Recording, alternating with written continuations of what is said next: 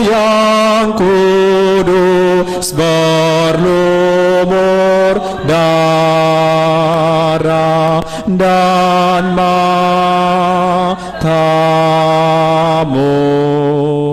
tak pancarkan marah biar sengsara. Yesus, ku tanya,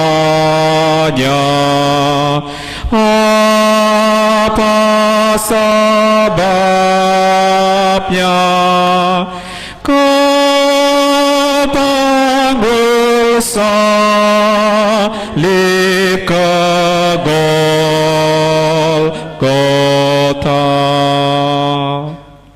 Dalam nama Bapa dan Putra dan Roh Kudus. Amin. Semoga rahmat Tuhan kita Yesus Kristus, cinta kasih Allah, dan persekutuan Roh Kudus bersamamu. Dan bersama rohmu.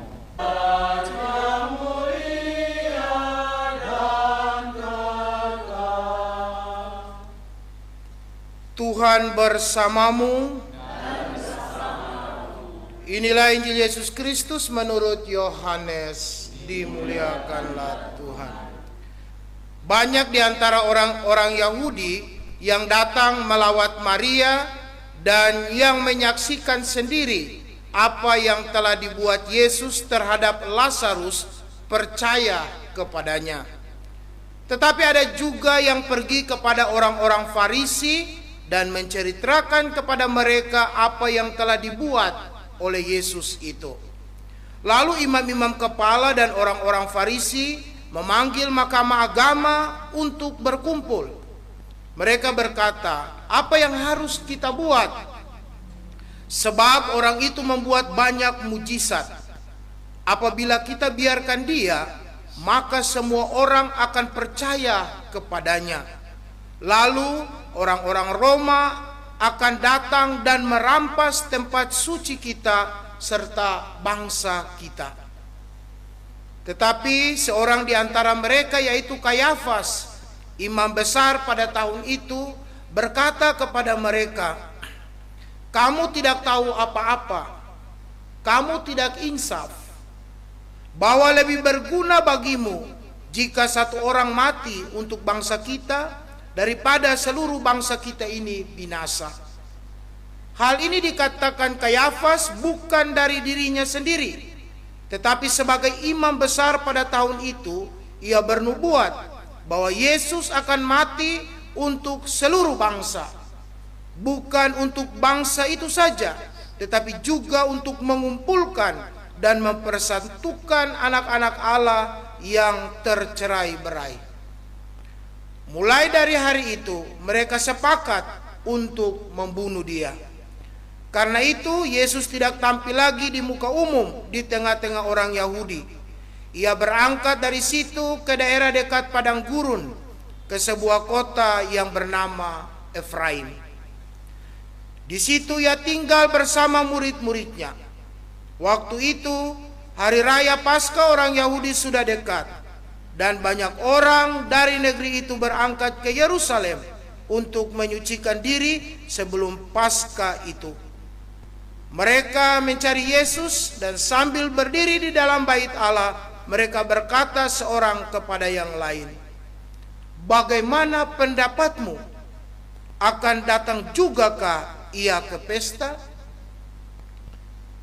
Demikianlah sabda Tuhan. Terpujilah.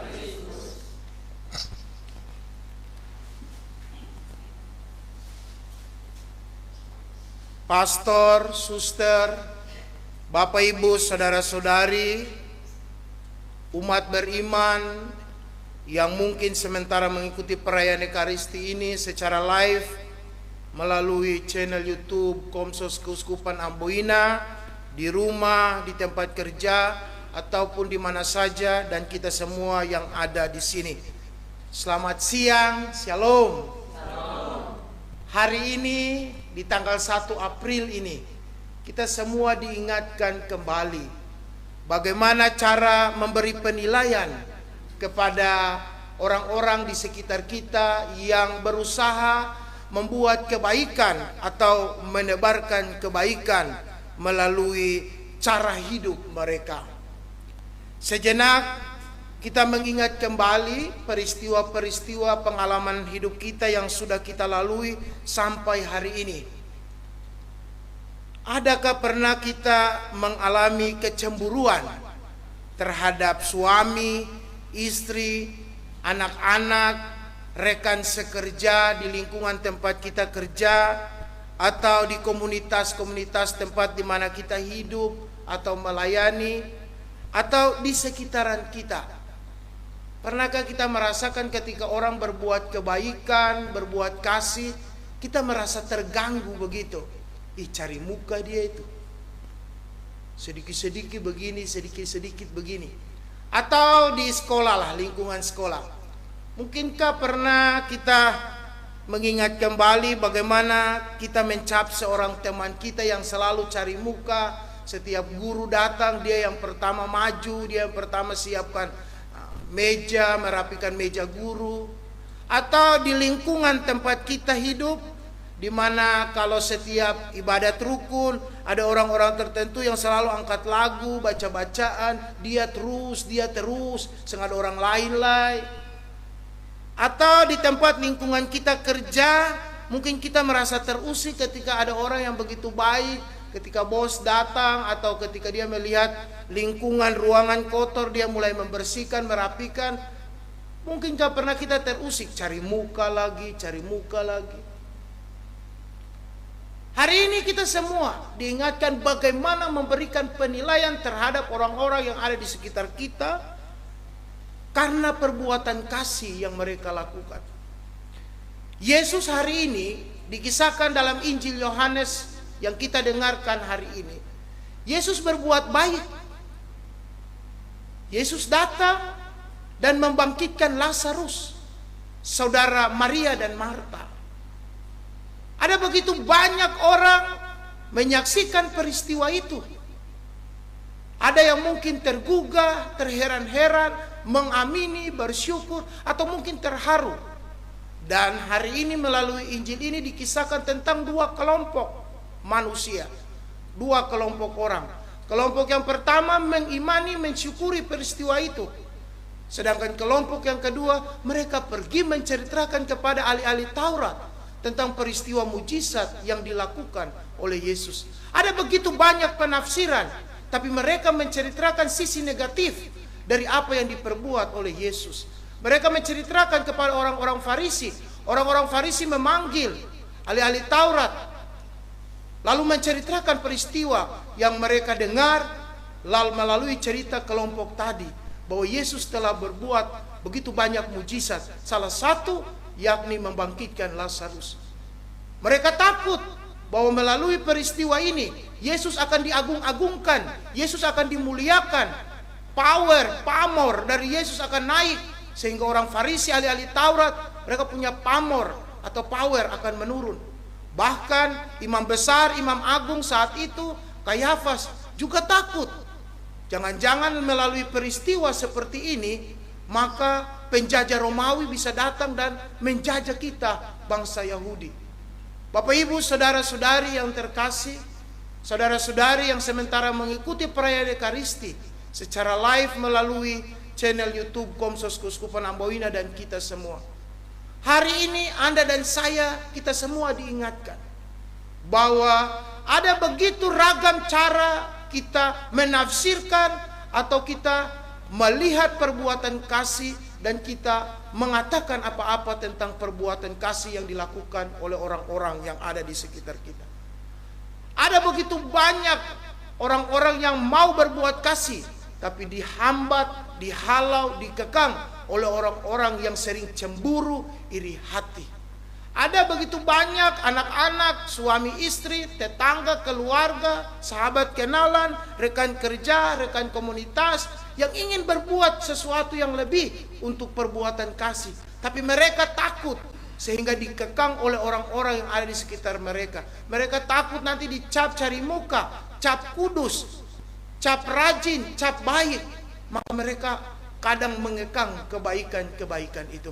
Maka hari ini saudara-saudari kita semua diingatkan, Berilah sedikit ruang kepada saudara-saudari, keluarga, orang-orang yang ada di sekitar kita.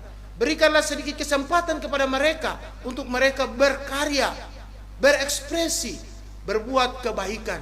Jangan kita menjadi batu sandungan, menjadi tembok untuk saudara-saudari kita yang ingin berbuat kasih.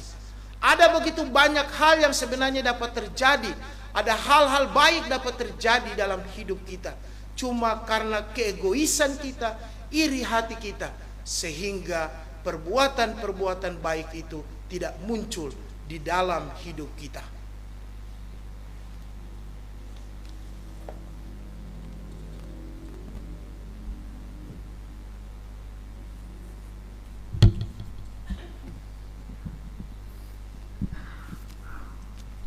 Diserahkan untuk menghimpun putra dan putri Allah yang tercerai-berai.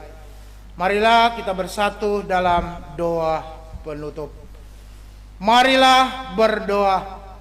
Allah Bapa yang Maha Mulia, Engkau telah menguatkan kami dengan tubuh dan darah putramu. Semoga dengannya kami turut serta dalam kodrat ilahi dengan pengantaraan Kristus Tuhan kami. Selamat berakhir pekan dan mari kita mohon berkat Tuhan. Tuhan bersamamu.